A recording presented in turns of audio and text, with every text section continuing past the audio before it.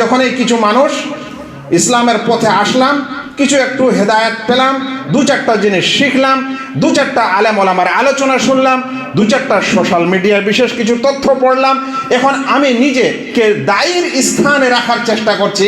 আমি কিন্তু শ্রোতা এবং ছাত্রের স্থানে রাখার নিজেকে চেষ্টা করছি না। এই আগ্রহটা বলতে পারেন যদিও মানুষকে ভালো লাগে, কিন্তু এটা কিন্তু বর্তমান সমাজের একটা বিরাট ক্ষতির দিক হয়ে দাঁড়িয়েছে।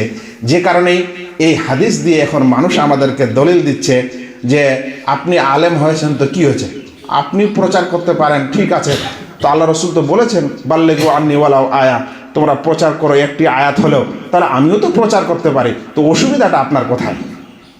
লেগে গেল আলেম সমাজের সাথে তর্ক যে আপনারা আলেম হয়েছেন তো কি হয়েছে, আপনারাই খালি দাওয়াত তাবলীগ করতে পারবেন, আমরা পারবো না, এই তো দলিল, তোমরা পৌঁছে দাও যদি একটি আয়াতও হয়। ঠিক ভাই, আমি কি কোনো আপনাদেরকে মিথ্যা তথ্য দিচ্ছি?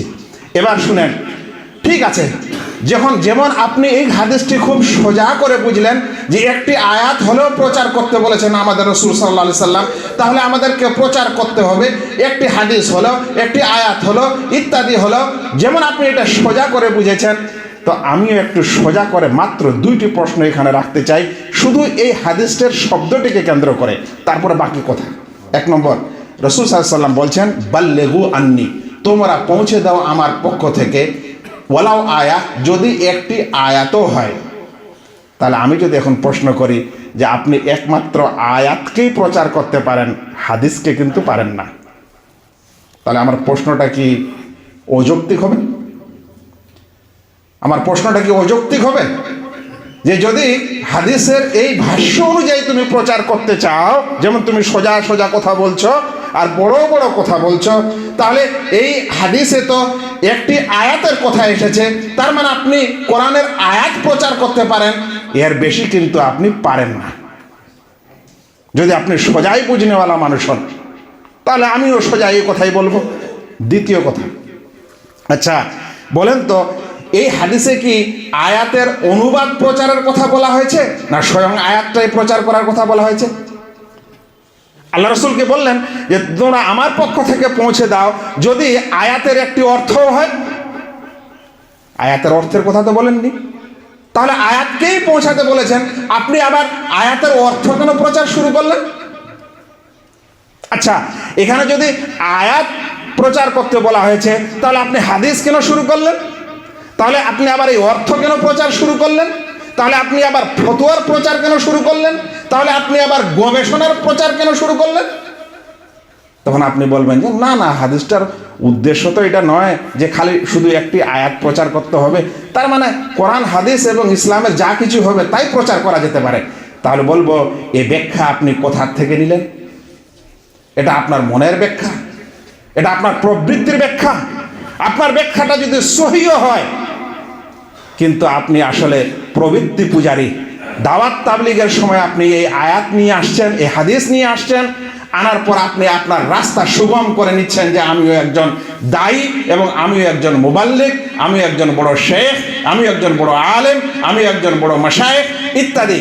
কিন্তু যখন ব্যাখ্যার সময় আসছে, তখন ব্যাখ্যাটা আবার নিজের মতো করে নিচ্ছেন, আর অন্যের বেলায় আপনার দৃষ্টিভঙ্গি আবার অন্য হয়ে যাচ্ছে।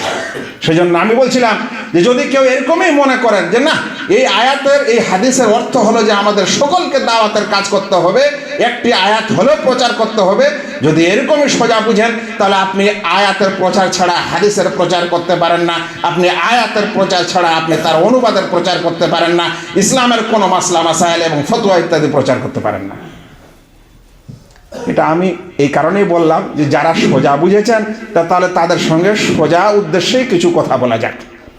কিন্তু আসলে এই হাদিসটার অর্থ ব্যাখ্যা কি, ওলামারা কি বলেছেন একটু শুনতে হবে। আমি ওদেরকে ওদের ভাষায় উত্তর দেওয়ার পর এবার সঠিক বিধানগুলি আমাদের ওলামা এবং মাশায়েখরা, দ্বীনের পণ্ডিতেরা কি বলেছেন এ সম্পর্কে শোনা যাক। প্রথম কথা, যে একটি আয়াত হলো প্রচার কথা বলা হয়েছে, এখানে কি হাদিস আসতে পারে কিনা? জি, আসতে পারে। একজন মুফাসসির আছেন, তার আকীদার কিছু ত্রুটি থাকলেও খুব প্রসিদ্ধ, সেটা হলো তাফসিরে বাইজাবি। তাকে বাইজাবি নামে ওলামারা চিনে। তার বরাতে তোহফাতুল আহওয়াদের লেখক শেখ আব্দুর রহমান আল মুবারকপুরি তিনিও নকল করছেন। তারা বলছেন যে বেজাবি বলছেন ইন্নামা কালা আয়া ওয়ালাম ইয়াকুল হাদিস। এখানে আল্লাহ রসুল সাল্লাল্লাহু আলাইহি ওয়াসাল্লাম বলছেন যে একটি আয়াত হলো প্রচার করো, এটা বলছেন না যে একটি হাদিস হলো প্রচার করো। কারণটা কি? তখন তিনি কারণ উল্লেখ করে বলছেন যে কোরআন একটি এমন বিষয়, এমন একটা বই যে আল্লাহ রাব্বুল আলামিন সেটার হেফাজতের দায়িত্ব নিয়েছেন। হেফাজতের দায়িত্ব নেওয়ার পরও যদি ওটা পৌঁছাতে বলছেন, তাহলে যেই হাদিসের হেফাজতের দায়িত্ব আল্লাহ নেননি সেটা এখানে অটোমেটিকলি ঢুকে পড়বে, সেটা এখানে অটোমেটিকলি থাকবে। মানে কোরআনও প্রচার করতে পারেন, আর কোরআন প্রচার করতে পারলে হাদিস তো আরও বেশি করে প্রচার করতে পারেন। তাহলে এখানে কোরআন এবং হাদিস দুটিরই কথা আছে, শুধুমাত্র কোরআনের প্রচারের কথা নেই। এটা এক নম্বর কথা। মুবারকপুরি তিনি বলছেন বাল্লিগু আন্নি কুল্লামা জিতু বিহি আইয়ুহান নাস। হে লোকেরা, এর অর্থ হলো হে লোকেরা, আমি যা কিছু নিয়ে এসেছি, মানে আমার থেকে যা সব প্রমাণিত সেগুলো তোমরা প্রচার করো। ওয়ালাও বাল্লাগা আহাদুকুম আয়া, যদি কেউ একটি আয়াতও পৌঁছায়, একটি আয়াতও প্রচার করে, কিংবা একটি হাদিসও প্রচার করে, কিংবা এরকম আরও অন্য বিষয়ে প্রচার করে, এটাই হচ্ছে এই হাদিসের আসল অর্থ। কিন্তু বিষয়টা কেমন? বিষয়টা হলো রাসূল সাল্লাল্লাহু আলাইহি ওয়াসাল্লাম এক জায়গায় বলছেন যে ইত্তাকুন নার ওয়ালাউ বিশাক্কি তামারা, যে তোমরা জাহান্নাম থেকে বাঁচো যদি অর্ধেক খেজুর সাদকা করেও হয়। কিন্তু উদ্দেশ্যটা কি অর্ধেক খেজুর সাদকা করা না অল্প কিছু সাদকা করা? এটা একটা বলার একটা নিয়ম, আরবরা এইভাবে বলতেন। তো বলছেন যে আল্লাহ রাসূল সাল্লাল্লাহু আলাইহি ওয়াসাল্লাম বলছেন যে তোমরা জাহান্নাম থেকে বাঁচো যদি অর্ধেক খেজুর দ্বারাও হয়, অর্ধেক খেজুর দান করে হয়। অর্ধেক খেজুর তো দান করার বিষয় হয় না, কিন্তু এটাতে বোঝানো হচ্ছে যে অল্প কিছু খরচ করার মাধ্যমেও যদি তোমরা জাহান্নাম থেকে বাঁচতে পারো, তাহলে অল্প কিছু দান করো। এখানে ব্যাপারটা এরকম যে তোমরা ইসলামের বিধিবিধান এবং আদেশ নিষেধের অল্প কিছু হলেও তোমরা প্রচার করো, এ কথা বলছেন। তার মানে প্রচার ও প্রসারের সময় আপনি কোরআন, হাদিস এবং দ্বীনের ইত্যাদি সব কিছুই প্রচার করতে পারেন। এটা হলো প্রথম কথা। আচ্ছা, এবার দ্বিতীয় কথা, যে এই বাল্লিগু আন্নি ওয়ালাউ আয়া যেটা আমাদেরকে পৌঁছাতে বলা হচ্ছে, এর ব্যাখ্যা বিশ্লেষণটা আমাদের ওলামায়ে কেরামরা কি দিয়েছেন। বর্তমান যুগের বিশ্বের সবচেয়ে বড় ইসলামিক স্কলার এবং পণ্ডিতের নাম জানেন, এবং যার আকীদা মানহাজ শুদ্ধ এরকম ব্যক্তিত্ব, তিনি হলেন বর্তমান সৌদি আরবের বিশেষ শেখ আল আল্লামা সালেহ আল ফাওজান হাফেজাহুল্লাহ তাআলা। তাকে জিজ্ঞাসা করা হলো যে এই হাদিসটির অর্থ কি শেখ, যে বাল্লিগু আন্নি ওয়ালাউ আয়া, একটি আয়াত হলো আমার পক্ষ থেকে, সেটা প্রচার করো, এই হাদিসটির অর্থ কি শেখ? কারণ মানুষের কাছে ইলম জ্ঞান বেশি হয় না, তারপরও দাওয়াত তাবলীগ মানুষ করতে চায়। এই হাদিসটিকে কেন্দ্র করে এর অর্থ একটু বলবেন। তখন শেখ বলছেন নাম আত-তাবলীগু ওয়াজিব আল ইবলাগু ওয়াজিব। আমি তার ইউটিউবের আলোচনাটার শব্দগুলি তুলে ধরেছি, অল্প একটু কথা ছেড়েছি, এই কারণে যতখানি লম্বা নেওয়া যায়নি, কিন্তু যেটা নিয়েছি ওটা ওনার ভাষ্য। তিনি বলছেন আল ইবলাগু ওয়াজিব, হ্যাঁ পৌঁছে দেওয়াটা তো ওয়াজিব, কিন্তু লাকিন্নাত তাবলীগ আলা নাওয়াইন, এই হাদিসের মাধ্যমে যেটা তাবলীগ পাওয়া যায় সেটা দুই ধরনের।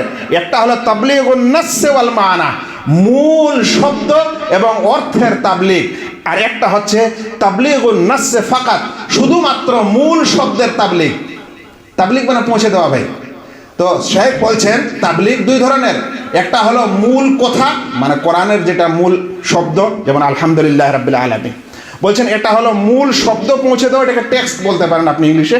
তো বলছেন মূল টেক্সট বা মূল শব্দ পৌঁছে দেওয়া অর্থসহ, কিংবা শুধুমাত্র মূল শব্দ পৌঁছে দেওয়া অর্থ ছাড়া, এই দুই ধরনের তাবলীগ হয়। বলছেন আল্লাযী ইয়ারিফুন নাস ওয়াল মানা ইউবাল্লিগুন নাস ওয়াল মানা, যে ব্যক্তি মূল শব্দটা জানে এবং অর্থটা জানে, তাহলে সে মূল শব্দটাও পৌঁছাবে, অর্থটাও পৌঁছাবে। তারপরে বলছেন আর যে ব্যক্তি লা ইয়ারিফুন নাস ওয়াল মানা, আর যে ব্যক্তি শুধুমাত্র শব্দটা জানে, সে শুধু শব্দটা পৌঁছাবে। দেখছেন কত ইনসাফকারী কথা। বলছেন যে ব্যক্তি শব্দটাও জানে ওর মানেটাও জানে, তাহলে সে শব্দ ও মানে দুইটাই পৌঁছাবে। আর কোনো ব্যক্তি যদি মাত্র শব্দটা জানে, মানে আলহামদুলিল্লাহ রাব্বিল আলামিন সূরাটা জানে ধরেন, কিন্তু এর অর্থ জানে না, তাহলে এর সূরাটা পৌঁছাবে। আর তারপরে অন্য একটা আরো এতে প্রশ্নের উত্তরে তিনি বলছেন যে ওয়াল্লাযী লা ইয়ারিফুল মানা, যে ব্যক্তি অর্থ জানে না তখন সে কি করবে? বলছে তাহলে যেভাবে মানুষ কোরআন মুখস্থ করায়, হাদিস মুখস্থ করায়, দোয়া মুখস্থ করায়, এরকম করাবে। খুব গুরুত্বপূর্ণ কথা ভাইয়েরা যারা আপনারা শুনছেন, আজ সমাজের যুবক শ্রেণীর কিছু মানুষ বা আমরা যখন দাওয়াত ও তাবলীগের কাজ কোনো সোশ্যাল মিডিয়ায় শুনছি ও দেখছি ও পড়ছি, প্রচার করতে শুরু করছি, অন্যদিকে আমরা নিজে কোরআনের 10টা সূরা জানি না, এখনো আমরা শিখি না।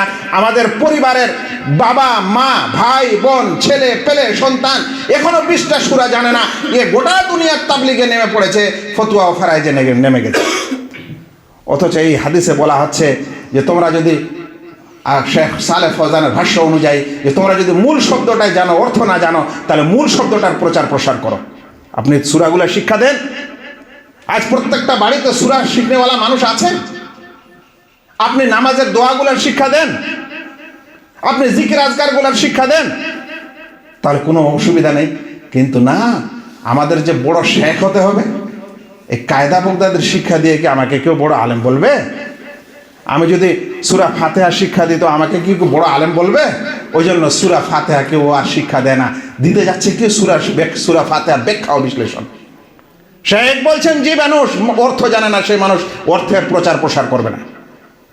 তারপরে শুনেন, তিনি এক জায়গায় আরো বলছেন তাবলীগুল মানা, মানে অর্থের প্রচার, হাদা লা ইয়াকুমু বিহি ইল্লাল উলামা, উলামারা ছাড়া এটা অন্য কেউ করবে না। ফালা ইউফাসসিরুল কোরআন আবিল হাদিস আও ইউফতিল হালাল ওয়াল হারাম, হাদা মিন শানিল উলামা। কেউ কোরআনের তাফসীর করবে না, হাদিসের ব্যাখ্যা করবে না, হালাল কিংবা হারাম এ কথা বলবে না, এটা উলামাদের কাজ। সোজা করেন খুব দাওয়াত ও তাবলীগ, আর হালাল হারামের ফতোয়া দিতে থাকেন, লেগে যান স্টেজে ঝগড়া। বিড়ি তামাকু খেয়ে নামাজ পড়তে এসছে, 40 দিনের নামাজ হবে না, খুব তর্ক করেন। কোথায় আছে দলিল জানেন না। এখানে আমি একটি কথা আরো বলতে চাই, যেই মানুষ তাহলে শব্দটাও জানে না, মানে আরবি শব্দটাও জানে না আর অর্থটাও জানে না, ওই ব্যক্তিকে আপনারা কিভাবে জালসার বক্তা করেন, ওর কাছে কিভাবে আপনি দিনের শিক্ষা নেন, ও কিভাবে ফতোয়া দিতে পারে এবং সমাজে কিভাবে সে হালাল হারামের গিয়ে কথা বলতে পারে? সে তো শব্দটাও জানে না, মানেটাও জানে না। এখানে তো শেখ বলছেন শব্দটা জানলে কম করে শব্দটার প্রচার করবে, আর শব্দ মানে দুটো জানলে দুটাই করবে। আমরা বাংলা শিক্ষিত মানুষ, ইংলিশ শিক্ষিত মানুষ, আমরা শব্দটাও জানি না, আমরা অর্থটাও জানি না, আমরা আবার হালাল হারাম শুরু করে দিয়েছি। এখানে শেখ সালেহ ফৌজানের উক্তিটি শুনালাম।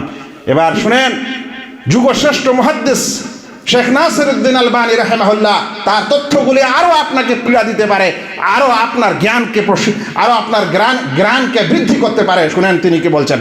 তাকেও এটা জিজ্ঞাসা করা হলো, শেখ এই হাদিসের অর্থ কি, একটি আয়াত হলো পৌঁছে দাও। তখন শেখ বলছেন, মান হাফেজা আয়াতান কামা উনজিলাত, যে ব্যক্তি কোন কোরআনের আয়াত মুখস্থ করলো ওই রকমই যেরকম অবতীর্ণ হয়েছে। আল্লাহু আকবার, এই শব্দটা কত কঠিন। যেরকম অবতীর্ণ হয়েছে মানে আপনি ভুল শিক্ষা নেবেন না, সঠিক কোরআনের আয়াতের শিক্ষা নেবেন, সঠিক উচ্চারণ সহকারে নেবেন। তারপরে বলছেন আও জুমলাতাম মিন আহাদিস রাসূল, কিংবা রাসূল সাল্লাল্লাহু আলাইহি ওয়াসাল্লামের কিছু হাদিস আপনি মুখস্থ করেছেন, কামা রুবিয়াত, যেমন হাদিসটা বর্ণনা করেছেন মুহাদ্দিসিনরা রাবিরা, কিংবা বলছেন বাল কামা সাহাত, কিংবা হাদিসটা যেমন সহিহ সূত্রে বর্ণিত হয়েছে, তাহলে কি হবে? তো বলছে ফাবাল্লিগহা কামা সামিআহা, আর সে ব্যক্তি ফাবাল্লাগাহা, সে ব্যক্তি ওরকমই পৌঁছে দিল যেরকম শুনেছে, ফাহুয়া ওয়াজিবুহু, তাহলে এটাই তার কর্তব্য।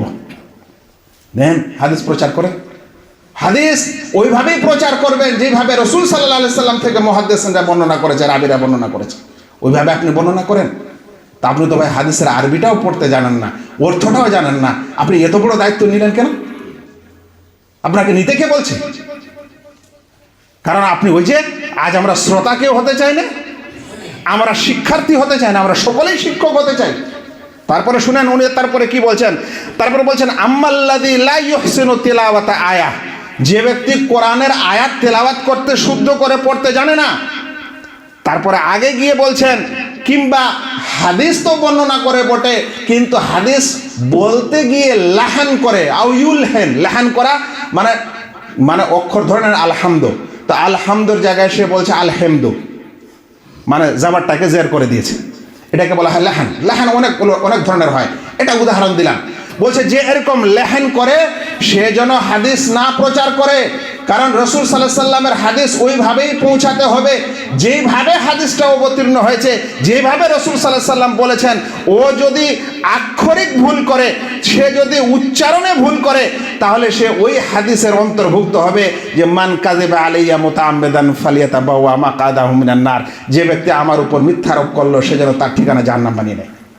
কারণ ওইভাবে তো আল্লাহ রসুল হাদিস বলেননি, যেভাবে সে বলছে ওইভাবে তো মুহাদ্দিসিন ইকরামরা হাদিস বলেননি, যেভাবে সে ভুল উচ্চারণ করে বলছে। ভাই খুব সোজা, মানুষ ইসলামকে খেলা করে নিয়েছে, এই হাদিস দ্বারা খেলা করে নিয়েছে। তারপরে শুনেন তিনি বলছেন ওয়াইদা আলেমা শাখসুন হুকমা মিন আহকামিশ শারা, এটা তো কোরআন হাদিসের কথা গেল। তারপরে বলছেন যদি শরীয়তের কোনো বিধিবিধান সম্পর্কে সে জানতে পারে, মিন আলেমিন, কোনো আলেম থেকে, কিন্তু যে শিখেছে ওয়াহুয়া লাইসা আলেমান, সে নিজে আলেম নয়, কিন্তু আলেমের কাছ থেকে শিখেছে। সুম্মা সুইলা হাদাল মুতাআল্লিম, অতঃপর এই শিক্ষার্থীকে কেউ জিজ্ঞাসা করছে ওই বিষয়ে, ধরেন সুন্নতে মুআক্কাদা সম্পর্কে জিজ্ঞাসা করছে, তো বলছে যে ও নিজে আলেম না, কিন্তু ও সুন্নতে মুআক্কাদা সম্পর্কে আলেমের কাছ থেকে শিক্ষা নিয়েছে, কিংবা বই পড়ে শিখেছে, কিংবা আরও কোনো মাধ্যমে শিখেছে। শায়েখ বলছেন ফালা ইয়াজুজু লাহু আন ইয়াকুলা হালালুন ওয়া হারামুন, এই ব্যক্তিকে হালাল হারাম বলা জায়েজ নয়। ওয়া ইন্নামা ইয়াকুলু আনা সামিআতু ফুলানান ক্বালা কাযা, এই ব্যক্তির জন্য বলতে হবে যে আমি অমুকের কাছ থেকে শুনেছি, তিনি এরকম বলেছেন, তিনি এরকম লিখেছেন, তিনি এরকম ফতোয়া দিয়েছেন। কিন্তু আমরা ওই ব্যক্তির নাম নিব না, ওই যে নাম নিলে নিজের বড়াইটা তো থাকবে না, না ক্রেডিটটা চলে যাবে ওই শায়েখের কাছে, নিজের তো আর ক্রেডিট হলো না। শুনেন, যারা এই আলেম ওলামাকে এইভাবে অপদস্থ করে এবং আলেম ওলামার তথ্য নিয়ে নিজের নামে তথ্য করে প্রচার করে, এরা সকলে মিথ্যুক। এরা ওলামাদেরকে আজ তাচ্ছিল্যের কারণ বানিয়েছে সমাজে, সকলে মিথ্যুক। শুনেন তিনি বলছেন শেখ বলছে কেননা সে আলেম নয়, কারণ সে আলেমের কাছে শুনেছে। তাহলে তুমি যার কাছে শুনেছো তুমি তার হাওয়ালা দাও। তারপরে বলছেন সে যদি আলেম না হওয়ার পরে এই তথ্যগুলা প্রকাশ করে, মানে কোনো আলেম থেকে নেওয়ার পর প্রকাশ করছে, তাহলে সে অপরের জ্ঞান প্রকাশ করছে, ক্রেডিটটা এর নয়, ক্রেডিটটা হচ্ছে ওই আলেমের যে জ্ঞান শিক্ষা করে, এ সকল কিছু অধ্যয়ন করে, এই সকল তথ্য সমাজকে দিয়েছে, ক্রেডিটটা ওই আলেমের, সেই চেষ্টাটা ওই আলেমের, সেই সওয়াবটা সেই আলেমের। আর এ শুধু প্রচার করছে, কিন্তু প্রচারের সময় নিজেকেই মনে হচ্ছে সেই এগুলার তথ্যের সবচেয়ে বড় জ্ঞানী। তাহলে সে তথ্যকে চুরি করা হলো না, নিজেকে জাহির করা হলো না, অথচ সে কি নয়, ওই তথ্যের মালিক নয়। আল্লাহু আকবার। ইসলামের এই আমানত যদি কোনো মানুষ বুঝে, আর এরকম যদি সমাজ হয়, কোনোদিন তর্ক বিতর্ক লাগতে পারে না। সমাজের তর্কের কারণই হচ্ছে আলেম ওলামাদের তোয়াক্কা ছেড়ে দিয়ে নিজে সকলে আলেম সেজে এবং তথ্য চুরি করে তাদের নাম না নিয়ে নিজের ক্রেডিট নেওয়া এবং নিজেকে জাহির করা। আল্লাহ হেফাজত করুক এই সমাজকে। আমাদের খুতবার সময় শেষ হয়ে আসছে, একটি কথা আরও বলি। তাহলে এখন আপনি বলতে পারেন যে শেখ বা আলেম বা অমুক বা তমুক, কোরআন ও হাদিসের বেলা তো বুঝলাম, তাহলে এমনি ফতোয়া ফারায়েজ, এমনি শরিয়ার মাসলা কিংবা ধরে নেন কোনো অনুবাদ যদি প্রচার করতে চাই, তাহলে কি করব? শুনেন, শেখদের ভাষ্য থেকে স্পষ্ট, যদি আপনি কোনো কোরআনের আয়াতের অনুবাদ বা হাদিসের অনুবাদ কিংবা তথ্য প্রচার করতে চান, তাহলে যিনি অনুবাদক তার নাম নেন, বলেন এই কোরআনের এই আয়াতটির অনুবাদ আমি অমুক কোরআন থেকে পেয়েছি। ভাই আপনি তো কোরআনের আয়াতটাও পড়তে পারেন না, অনুবাদ তো জানেন না, তো আপনাকে বলতে দ্বিধাটা কোথায় যে আমি অমুকের কাছ থেকে নিলাম, অমুক বই থেকে নিলাম? বলেন আপনি অমুক অ্যাপ থেকে নিয়েছেন, আপনি মোবাইলের অমুক অ্যাপস থেকে এটা নিয়েছেন, যে অ্যাপসের অনুবাদ করা হয়েছে, আপনি বেঁচে যাবেন। যদি ওরা ভুল করে তাহলে আপনি বেঁচে যাবেন, কারণ আপনি বলছেন অমুক নিয়েছে। আর যদি ওরা ভুল করে অনুবাদ করে ছেড়েছে, আপনি প্রচার করেন, তো আপনি ভুলটাই প্রচার করেছেন। মান কাযিবা আলাইয়া মুতাআম্মিদান ফালিয়াতাবাওয়া মাকআদাহু মিনান নার, যে ব্যক্তি ইচ্ছাকৃত কোনো আমার ব্যাপারে মিথ্যারোপ করবে, সে যেন নিজের ঠিকানা জাহান্নাম বানিয়ে নেয়। সোজা করে দিয়েছি ইসলামকে। সবাই এখানে বড় বড় ইসলাম পণ্ডিত হয়ে গেছে। আল্লাহ বুঝার তৌফিক দান করুক। ভাই সকল, এরপরে আরেকটি বিষয় আপনাদের বোঝাতে চাই, সেটা হলো যে একটু আগে বলছিলাম যে ব্যক্তি আরবিটাও পড়তে জানে না, তো অর্থ তো আসলেই জানে না। দুনিয়াতে এরকম মানুষ পেয়েছেন যে আরবি পড়তে জানে না আর আরবির অর্থ জানে। তো আরবি পড়তেও জানে না, অর্থও জানে না, ওই ব্যক্তি যদি হালাল হারামের ফতোয়া দেয়, ওই ব্যক্তি যদি দিনের মাসলা মাসাইল ও গবেষণার কথা বলে, তাহলে ভাই অবস্থা তো শোচনীয় হতেই পারে। এরপরে আরেকটি তথ্য ইনশাআল্লাহ দ্বিতীয় খুতবায় দেওয়ার চেষ্টা করব। বারাকাল্লাহু লানা ওয়া লাকুম ফিল কুরআনিল আযীম ওয়া নাফা'নি ওয়া ইয়্যাকুম বিল আয়াতি ওয়ায যিকরিল হাকীম ইন্নাহু তাআলা জাওয়াদুন কারীমুম মালিকুম রাউফুর রহিম।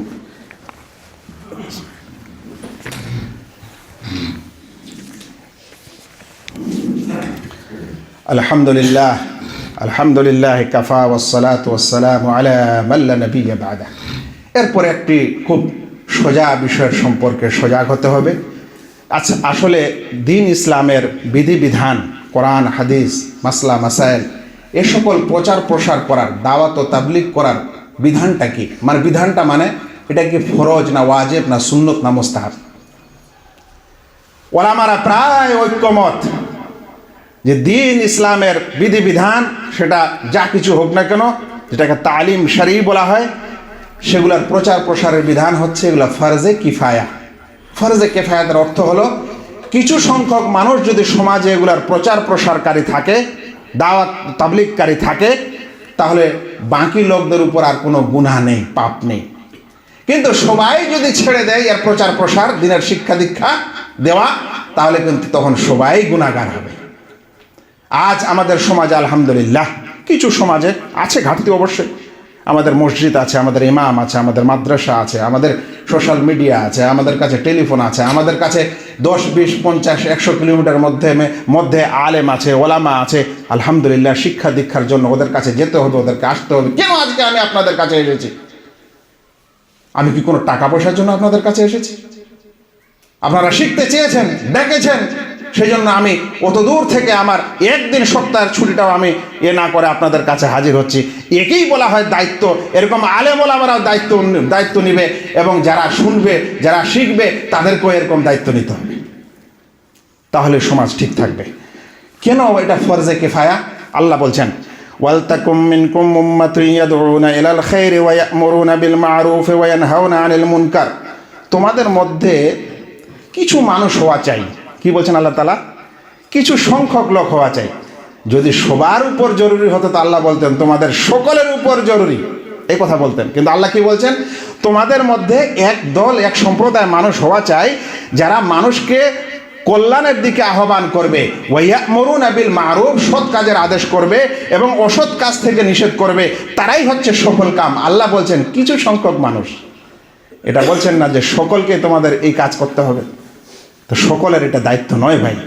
কিন্তু আপনি যদি নিজের কাঁধেই সকল দায়িত্ব নেন তাহলে কিছু করার নেই। আর একটি সময় আছে যেখানে এই দাওয়াত তাবলীগ ফরজ হয়ে যায় আপনার উপর, সকলের উপর।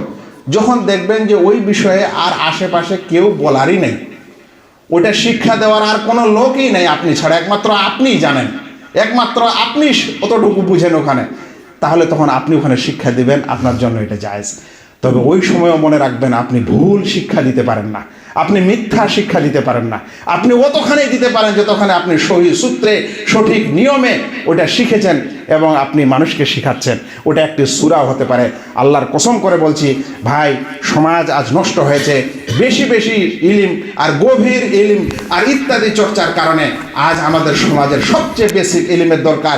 একজন মুমিন মানুষের উপর যে ইলিম অর্জন করা ফরজ, তার মানে হলো ওই ইলিমটা অর্জন করা ফরজ যেই ইলিমের দ্বারা সে তার রবকে চিনবে এবং তার রবের ইবাদত করতে পারবে। ওই ইবাদত করার জন্য আপনার যতটুকু কোরআনের দরকার ওটা আপনাকে মুখস্থ করতে হবে, যতগুলো দোয়ার দরকার ওটা মুখস্থ করতে হবে, সকাল সন্ধ্যা জিকির আজকার যতগুলো দরকার সেটা আপনার মুখস্থ করতে হবে, এবং ধীরে ধীরে বিধিবিধানগুলো শিখতে হবে। আজ গভীর জ্ঞানের চর্চা এবং গভীর জ্ঞানের প্রচার প্রসার আমরা 20-30 বছরের পর হেদায়েত পাওয়ার পর শুরু করছি, আর বেসিক ও মৌলিক জ্ঞান আমরা ভুলে যাচ্ছি। সমাজ থেকে মক্তব উঠে যাচ্ছে। মসজিদের আলেমেরা, ইমামেরা এখন বাচ্চাদেরকে আর পড়াচ্ছে না, এখন হয়ে গেছে আমরা সকলেই পণ্ডিত, আর আসল মূল জিনিস আমাদের চলে যাচ্ছে। সেখানেই দরকার আছে ওই মূল জিনিস শিখার। ওই জন্য সারাংশ স্বরূপ বলতে পারি, শেখ সালেহ আল ফাওজান হাফেজাহুল্লাহ যে বলছেন যে তাবলীগ হচ্ছে এই আয়াতের তাবলীগ দুই ধরনের। হয় মূল আয়াতটারই তাবলীগ করেন, তাহলে আমরা এই বেসিক শিক্ষা দিতে পারি। আর মূল আয়াত ও ব্যাখ্যার তাবলিগ করেন তাহলে সেটা আলেম ওলামারা করবে ইনশাআল্লাহ। আর যদি আপনি কোনো আলেম ওলামার তথ্য শুনে সমাজকে বলতে চাচ্ছেন তাহলে কম করে হলে আপনাকে হাওয়ালা দিতে হবে যে অমুক এটার অনুবাদ করেছে, অমুক এটা বলেছে, অমুক এটা লিখেছে, অমুক পত্রিকায় এসেছে, অমুক বইতে আছে, অমুক তার লেখক। তাহলে আপনি সঠিক দিনের সঠিক প্রচার প্রসারকারী হবেন। নচেত আপনি নিজেকে আল্লাহ আলাম জাহির করার চেষ্টা করছেন, অন্যের তথ্য চুরি করে আপনি প্রকাশ করছেন। পৃথিবীতে কপিরাইট আছে, কিন্তু আমাদের আলেম আমাদের কপিরাইট নাই। আপনারা যদি এই চুরি করেন তাহলে ওরা তো আল্লাহর কাছে সওয়াব পেয়ে যাবে, কিন্তু আপনার অপরাধের শাস্তি আপনাকে পেতেই হবে। আল্লাহ তাআলা যেন আমাদের সকলকে বুঝার তৌফিক দান করেন, ওই অনুযায়ী আমল করার তৌফিক দান করেন। সমাজের বিভ্রান্তি